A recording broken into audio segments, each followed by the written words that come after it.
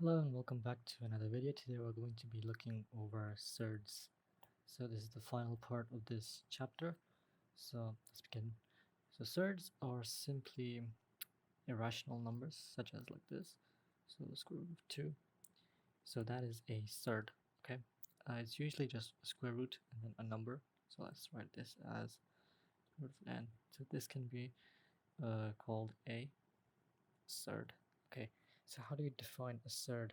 A surd is an irrational number.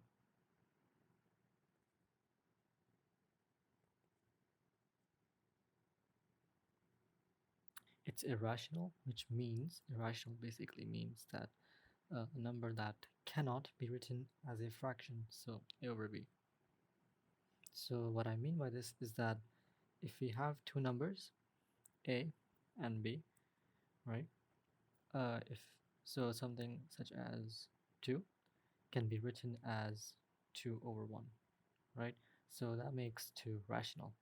However, for surds, we can't do that because, you know, no number a over b will give us root 2. Okay, so that's why they are irrational. Okay, so this is true for all surds. So if you have something like root 4, this will give you 2 because 2 times 2 is 4. So that means root 2 or root 4 is not irrational.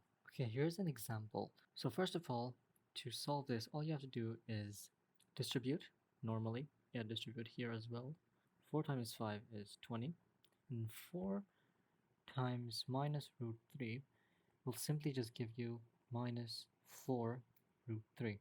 Okay, and then minus, so this is minus 2 times 5 root 3. This will give you minus 10 root 3. And then minus 2 times minus 1 is just plus 2. Before we continue, you have to collect like terms. So this is a like term because they're integers, and these are like terms because they're irrational, right? These are rational, the one in yellow are rational, and the one in green are irrational. Okay, so 20 plus 2, that's 22. And then minus 4 minus 10 root 3 minus 4 root 3 minus 10 root 3 can be written as this. So minus 4 root 3 minus 10 root 3. So what I can do here to prove that they can be added is I can factor out the minus or the root 3. Okay, so I'm just quickly going to do that. That can be minus 4 minus 10, take out the root 3, and we know that we can do arithmetic with minus 4 and minus 10. So that gives us minus 14 and then multiplied by root 3. So that's just minus 14 root 3. Okay, so moving on to surd laws. So there are only a few. You don't have to remember many because a lot of them take most of their laws from the indices laws. So make sure you know those. So surd laws go like this. So if you have root a times root b, you can just write that as root ab. Okay, because why is that? Well, let's rewrite this in terms of powers. That's this times v to the power half, and we know from indices, or the laws of indices, that if you have the same power on two different bases, we can factor the power out, right? Power half, and that will still be root a b.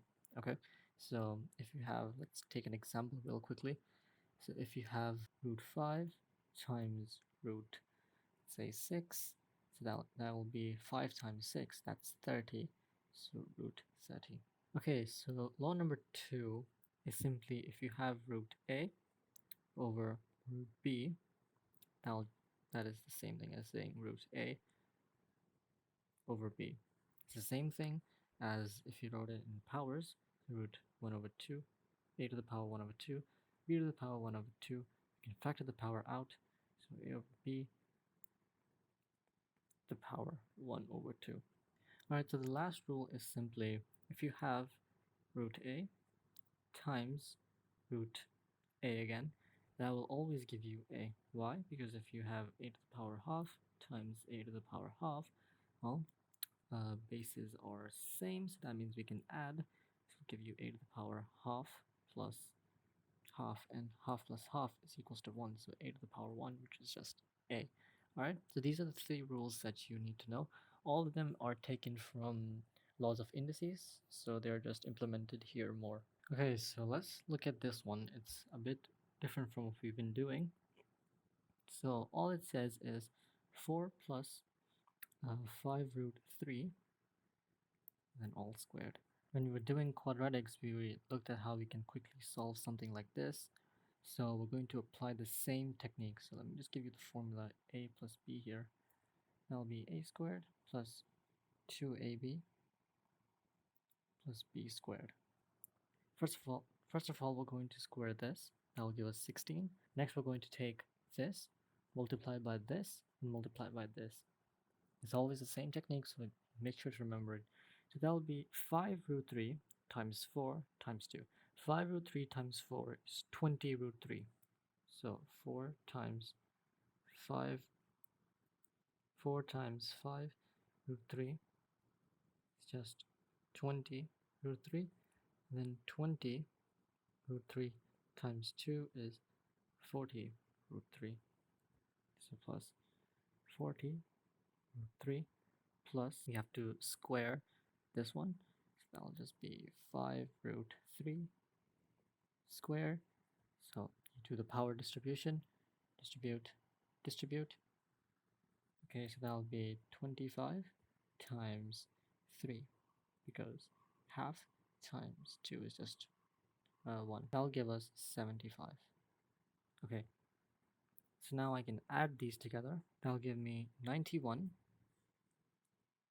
plus 40 root 3. That's my answer to the simplification of this. Alright, so moving on to rationalization of surds, you have to know what a conjugate surd is. So if you have something like a plus b root c, so the conjugate would be a minus b root c. So this is really important because we're going to be using this a lot later on. Also, if you have something like a root b, the conjugate for this would just be a root b. So there's no change in sign here. It's only when you have, a plus or a minus sign where you change the sign over. Okay, so we have a surd here. So let's try to conjugate it. So to find let's try to rationalize it, I mean. So first of all, we have this. So what we're going to do is write it out, 2 over root 5. And to rationalize it, all we have to do is multiply it by the denominator, or the conjugate of the denominator, which is just still root 5. Okay, so 5 root 5 times root 5 is just 5, and that will be 2 root 5. Alright, so let's rationalize this one. So it says 5 over 2 plus root 3.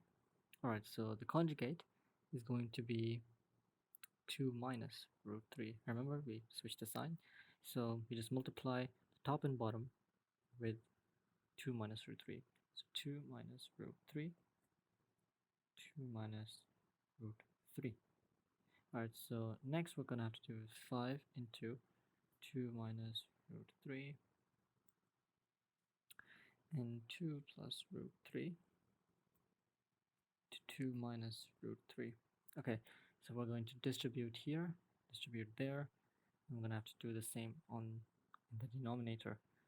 So that will give me 10 minus 5 root 3. And then in the denominator, that will give me 2 times 2, and 2 times minus 3, minus root 3. So that'll be 4, and then minus 2 root 3. And then I'm going to do the same here. Root 3 times 2, and then root 3 times minus root 3. So root 3 times 2, that will be plus root 3.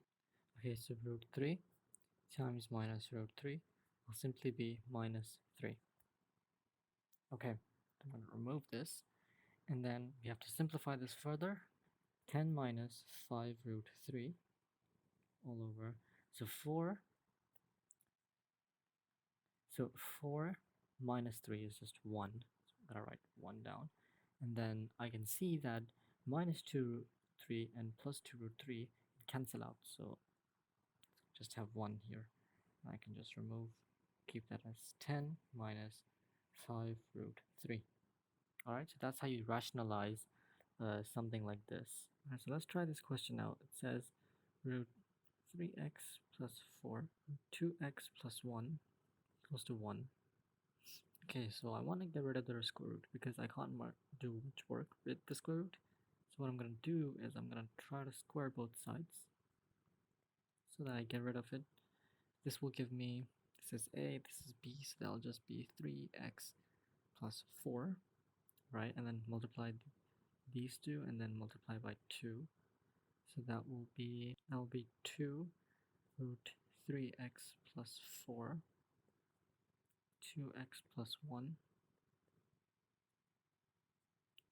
Okay, and then this will just be plus 2x plus 1 equals to 1. Okay, so that'll be 5x, this plus this, and then 4 plus 1, that'll just be 5.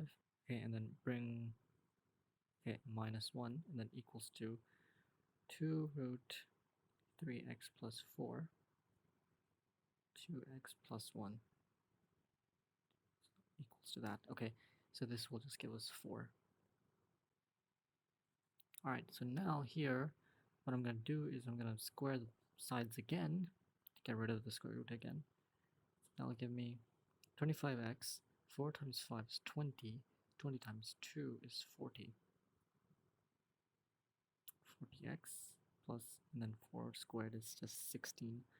So this is equals to 4, 3x plus 4, and then 2x plus 1. Okay, so that'll just be 4 into 3 times 2 is 6x squared, 3 plus 8, 11x plus 4, 24x squared plus 44x plus 16, 16 plus 40x, 25x squared. Alright, so here I can cancel these two out. When 25x squared goes, or 24x squared goes to the other side, that just becomes 25x squared minus 24x squared. That's just x squared. I've used these two. Then 40x minus 44x, that'll just be minus 4x equals to 0. Alright, so now I can factor out x. That'll be x minus 4 equals to 0. So x is either equal to 0 or x is either equal to 4. Alright, so these are our answers for this question. Alright, that's all I have for today. So next time we meet, we're going to be starting a new chapter called polynomials. Alright, so thank you for watching.